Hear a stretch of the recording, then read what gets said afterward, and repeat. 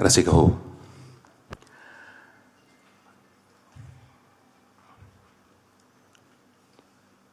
मी स्वतःला अतिशय भाग्यशाली समजतो. कारण मंगेशकर कुटुंबीय म्हणजे माझ्या आजोबांपासनं मी खूप लहान होतो, 3.5 पावणे 4 वर्षाचा जेव्हा ते गेले. पण आमच्या घरी, आधीच्या घरी जिथे आम्ही राहायचो, तिकडे जेव्हा तुम्ही आत यायचा त्याच्यावरती मास्तरांचा फोटो होता.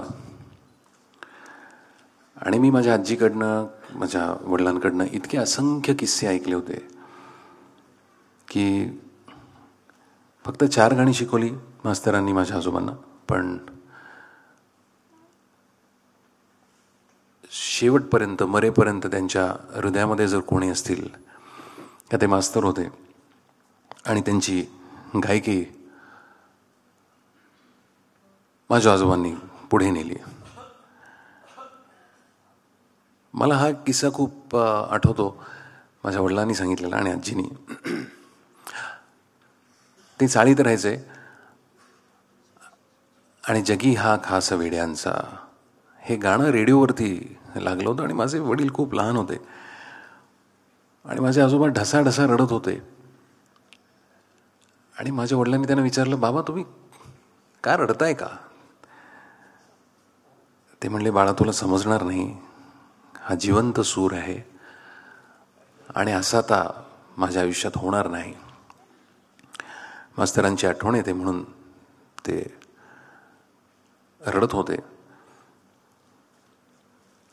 आणि मी इतका भाग्यशाली का? कारण मी जेव्हा संगीत नाटक करायला लागलो तेव्हा मला पंडितजींनी, बाळासाहेबांनी पहिल्यांदा त्यांच्या पुण्याच्या घरी बोलवून घेतलं, नीलायम टॉकीजच्या समोरच्या घरामध्ये. आणि मला एक पत्र दिलं ज्याच्यामध्ये मी ते पत्र वाचलं आणि संगीत नाटकाकरता मला मास्तरांच्या नावाचा पुरस्कार मिळाला होता. तो माझ्यासाठी अतिशय महत्त्वाचा आणि मोलाचा पुरस्कार होता. त्याचं कारणही असं होतं की मला 24 एप्रिल, मला तर साल आठवत नाही आहे, मानापमानचा प्रयोग केला. आणि तेव्हा दीदी स्वतः होत्या, सगळेजण होते. तो प्रयोग संपूर्ण होऊ शकला नाही, पण माझ्या पद्धतीने का होईना 2 गाणी मी मास्तरांची गायलो. आणि त्याच्यानंतर एक 4 वर्षापूर्वी गाण्याकरता मला दीनानाथ मंगेशकर पुरस्कार मिळाला. मी सांगू शकत नाही, मी परत परत हे का म्हणतोय, कारण तुम्हाला खरंच याचा विश्वास बसणार नाही की आयुष्यामध्ये मंगेशकर कुटुंबियांकडून पाठीवरती थाप मिळणं, माझ्यासारख्या एकाच, मी साधक म्हणतो कारण मला काहीच येत नाही, मी प्रत्येक खेपेला काहीतरी हुडकण्याचा प्रयत्न करत असतो. आणि त्यांची थाप माझ्या पाठीवरती असणं, शास्त्रीय संगीताकरता मला तो पुरस्कार मिळाला. आणि त्याच्यानंतर आता हा सरस्वती आई, भारतरत्न लता मंगेशकरांच्या नावाने हा पुरस्कार, तो पहिला पुरस्कार संगीत सेवेसाठी मला मिळतोय. मला असं वाटतं मी खूप लहान आहे, मला अजून खूप काही करायचं आहे. आणि खरं सांगू, दीदींविषयी बोलण्याची पात्रताही नाही आणि लायकीही नाही. पण मला ज्या काही थोड्याशा गोष्टी भावल्या असतील, मला समजल्या असतील, खऱ्या कोठ्या माझ्यासाठी खऱ्या आहेत, त्या जेव्हा मी गाईन तेव्हा थोड्याशा तुम्हाला दाखवीन जे मला समजले ते. पण ह्या निमित्ताने मी एवढंच म्हणेन की मी अतिशय पुण्यवान आहे, भाग्यवान आहे. अशा घरामध्ये माझा जन्म झाला. मला अतिशय अभिमानाने सांगता येतं की हो, डॉक्टर वसंतराव देशपांडे माझे आजोबा आहेत. आणि एकच गोष्ट सांगतो आणि मी थांबतो, मला फार बोलायचं नाही आहे, मला गायचं आहे. आत्ता जे बाळासाहेब म्हणाले की इकडे दीदींचा वास आहे, मला माहिती नाही तुम्हाला विश्वास बसतो की नाही, पण मला पूर्ण विश्वास बसतो की जिकडे जिकडे म्हणून सुरांचं यज्ञ होतं, जिकडे जिकडे म्हणून अतिशय प्रामाणिकपणे एखादा कलाकार बसतो, तिकडे तिकडे दीदींचं वास्तव्य आहे आणि तिकडे तिकडे त्यांचा वास आहे. कारण मला असं वाटतं की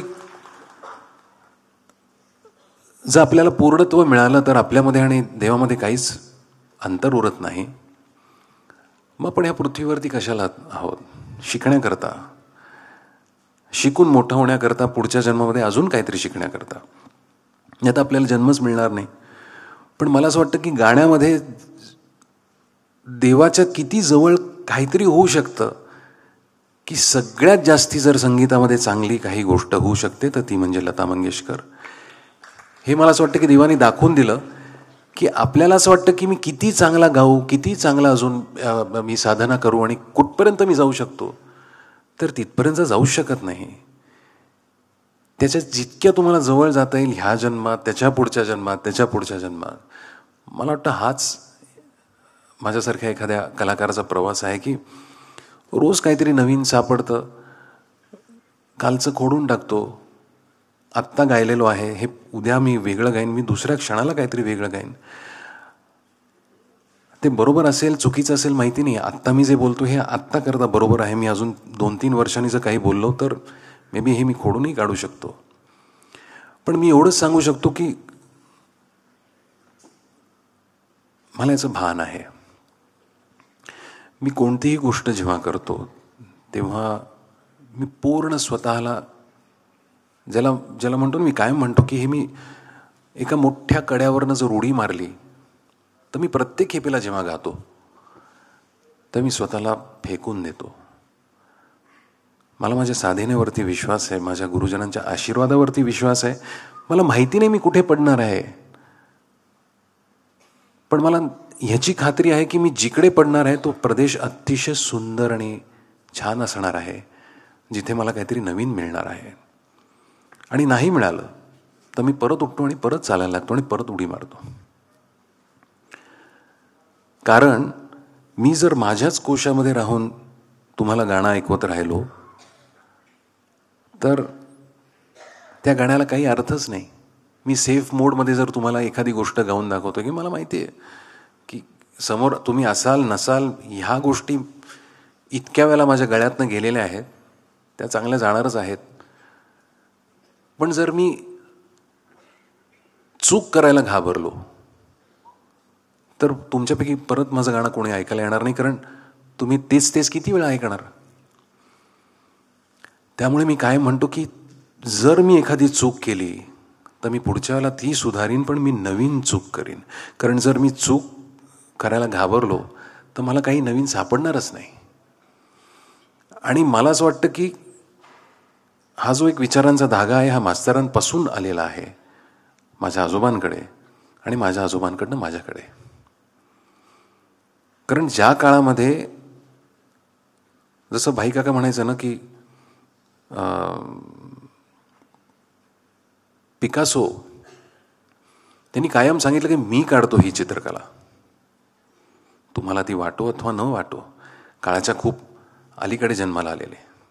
तसं मला कायम वाटतं की मास्तर काळाच्या खूप अलीकडे जन्माला आले. त्यांनी जे गाऊन ठेवलं ते आजही आम्हाला दुरापास्त वाटतं की रे अशा पद्धतीने विचार जाऊ शकतो का. आणि जिकडे विचार जाऊ शकतो तिथे जसं वसंतरावच्या बाबतीत भाई काका म्हणायचे ना की वसंताचा गळा त्याच्या मेंदूचा गुलाम आहे, तसं मास्तरांचा गळा त्यांच्या मेंदूचा गुलाम होता. आणि त्यांना जे चमकायचं इकडे हॉटलाईन होती, त्याच्यामुळे असंच असं बाहेर पडायचं आणि त्याचा अजून आम्ही अर्थ लावतोय. त्यामुळे मी म्हणतो की चुका करा, प्रत्येक खेपेला नवीन चूक करा. आणि याच्यातच मला असं वाटतं की ह्या कोविडच्या काळामध्ये जेव्हा मी माझ्याकरता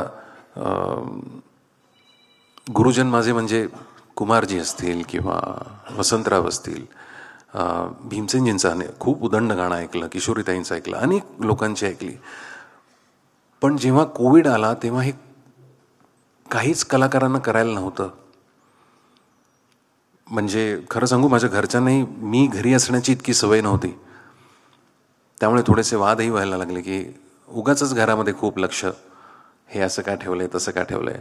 पण मी आपलं माझ्या गाण्याच्या खोलीत जाऊन बसायचो आणि सुरुवातीला खूप रियाज केला मी. 4-5 महिने 6-6, 7-7 तास मी रियाज करायचो. आणि नंतर माझा आवाज झाला जड. आणि नंतर मला आठवलं की अरे, आजोबा म्हणायचे किंवा ही मोठी लोक म्हणायची की रियाजाचं एक वय असतं, गळा तयार करण्याचं एक वय असतं. ते वय सरल्यानंतर तुमचा रियाज हा वेगळा असतो. तुमचा रियाज हा तुमचा विचारांचा असतो आणि तो अतिशय महत्त्वाचा असतो. एखादी गोष्ट गळ्यातनं जात नसेल, ती साफ करण्याकरताच तुम्ही तुमच्या गळ्यातनं ती काढून बघायची असते. आणि तो जर ती म्हणजे गळा तयार झाल्यानंतरची जी अवस्था असते त्याला चिंतन म्हणूयात आपण. की एखादा राग घेतला, एखादी बंदिश घेतली, याच्यात काय होऊ शकतं, कसं आपण ह्याच्यात वावरू शकतो. आणि ती चिंतन संपलं की जी अवस्था येते त्याला आपण मनन म्हणतो, ज्याच्यामध्ये आपल्याला काहीच करायला लागत नाही. अव्याहतपणे ती गोष्ट तुमच्या आतमध्ये 24 तास चालू असते. आणि म्हणून कलाकार जो असतो तो स्वतःमध्ये कुठेतरी मग्न असतो. त्याला माहिती नसतं काय चाललंय, पण आतमध्ये काहीतरी चालू असतं. आणि मग मी ठरवलं की मी काय करू. मला कोणीतरी सांगितलं यूट्यूब चॅनल का नाही काढत. तर मी यूट्यूबवरती जाऊन सर्च केलं how to open a YouTube channel. मला तेही माहिती नव्हतं. बरं, तर ह्याच्यावर टाकायचं काय. मला स्वतःचं गाणं ऐकायला अजिबात आवडायचं नाही, त्याच्यामुळे एकही माझ्याकडे माझं रेकॉर्डिंग नव्हतं. आणि मग अशी डॉक्टर म्हणाले तसे आपली चाणाक्ष पुणेकर ज्यांनी माझी गाणी केली होती, मी त्यांना रिक्वेस्ट केली की माझं रेकॉर्डिंग मला द्याल का, असं असं आहे, मला असं असं करायचं आहे. तर त्यापैकी एकानेही दिलं नाही. आणि मी त्यांचे खूप मनापासून आभार मानतो. की मग काय करायचं म्हणल्यानंतर मी म्हटलं मला जी गाणी आवडायची ती गाऊन बघतो. आणि पहिलं मी दीदींचं गाणं गायलं होतं, लग जा गले. ते तसंच्या तसं मला जसं वाटलं तसं मी ते गायलो. आणि मग बाळासाहेबांची मी खूप गाणी ह्या निमित्ताने ऐकली. आणि मला जशी हवी, म्हणजे मला जशी ती समोर येत होती तशी मी गायली. आणि हळूहळू मला असं कळायला लागलं की ते शब्द असतील, ती चाल असेल, त्यांचं काहीतरी सांगणं आहे. मला काहीतरी माझ्याशी गप्पा मारायच्या त्यांना. आणि मग ज्या गप्पा मी मारत होतो त्या फक्त तुमच्यासमोर उघड झाल्या की त्याच्यात काही चुकाही होत्या, पण काही चांगल्या गोष्टी मला सापडत होत्या. एखाद्या बंदिशीसारखी. बंदिशी नेहमी रागातली आपण म्हणूयात, रागामध्ये बघण्याची खिडकी असं म्हणतो, पण त्याला जर शब्द असले तर त्याला काहीतरी अर्थही असतो. एखादी ठुमरी आपण जेव्हा गात असतो तेव्हा त्याला रागाचं बंधन असतं, पण ते शब्द आपल्याला सजवायचे असतात. तसे हे शब्द जर डोळ्यासमोर येत असतील आणि त्यांचं काहीतरी सांगणं असेल तर मी का आतमध्ये ठेवते, अशा विचाराने मी ते केलं. कुठेही कुणाचाही अनादर करायचा हेतू नव्हता. आणि मला एकदा बाळासाहेबांचा फोन आला आणि मला खूप भीती वाटली की मी काहीतरी चुकीचं केलं आहे, मला माहिती आहे. पहिलंच मला त्यांनी जेव्हा सांगितलं की मी हृदयनाथ मंगेशकर बोलतोय, तेव्हाच आतमध्ये मला असं वाटलं की मी चुकलो. असं झालं की काय करून ठेवलं मी. आणि तेव्हा त्यांनी मला सांगितलं की मी गायलेलं गाणं तुमच्याकडनं तुमचं ऐकलं आहे आणि दीदीचं पण ऐकलं आहे. तुम्हाला एवढंच सांगतो, तुम्ही बरोबर रस्त्यावरती आहात. आणि माझ्यासाठी हा अतिशय मोलाचा पुरस्कार होता की शास्त्रीय संगीतामध्ये जर तुम्ही मला विचारलं एखादा राग मांडायचा असेल तर माझा विचार मी बऱ्यापैकी मांडू शकतो. पण जेव्हा ह्या गोष्टी मी गात होतो तेव्हा मला ज्या गोष्टी जाणवत होत्या दीदींच्या गाताना, आशाताईंच्या, बाळासाहेबांच्या, त्या मी व्यक्त करत होतो माझ्या पद्धतीने. आणि जेव्हा मला बाळासाहेबांनी सांगितलं की हा रस्ता बरोबर आहे, तेव्हा मला खूप हुरूप आला. आणि मग आत्मविश्वासाने मी ते अजून हुडकायला लागलो आणि मी हुडकणंच म्हणतो, मला येत नाही. पण मला जे सापडतं कधी कधी त्या इतक्या सुंदर गोष्टी असतात की त्याच तुम्हाला आवडतात, त्या सगळ्यांना आवडतात. आणि तेच जर तुम्ही मला सांगितलं आत्ता गा, तर मला माहिती नाही मी काय गाईन, कारण मी काय गायलो हे मला माहिती नाही. आणि म्हणून मला असं वाटतं की ह्या प्रयत्नांना जेव्हा अशा पद्धतीने एक पावती मिळते, आणि ती पण अशी की मला असं वाटतं की ह्याच्यापेक्षा मोठा पुरस्कार माझ्या आयुष्यात मला मिळू शकत नाही. दीदींच्या नावाने जो मला आज माझं कौतुक होत आहे, आणि तेही मंगेशकर कुटुंबियांच्या वतीने, दीनानाथ मंगेशकर रुग्णालयाच्या वतीने.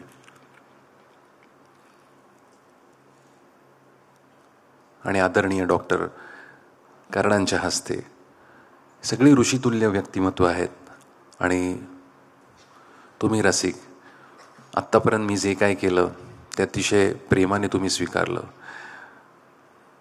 जबाबदारी थोडीशी वाढली असं म्हणायला हरकत नाही. पण परत एकदा मी खूप खूप आभार मानतो तुम्हा सर्वांचे. आणि माझ्या आजोबांच्या वरती जे ऋण आहे मास्तरांचं, ते कायम म्हणायचे की कातड्याचे जोडे केले तरी ते फिटणार नसतं, आणि ते फिटूच नाही कधी. मला असं वाटतं त्यांचा नातू म्हणून ते ओझं कधीच म्हणणार नाही. मला अभिमान आहे त्या गोष्टीचा की मी पण ह्या घराण्याचं काही ऋण आहे माझ्यावरती, आणि मी देणं लागतो.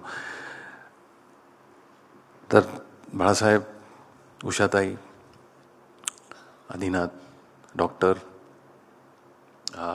कराड सर, तुम्ही सगळे आहात. आणि तुमच्या वतीने मला तुम्ही जो हा अतिशय मोठा बहुमान दिला आहे त्याबद्दल मी नतमस्तक आहे, आणि तुमच्या सर्वांचे आभार मानतो. धन्यवाद.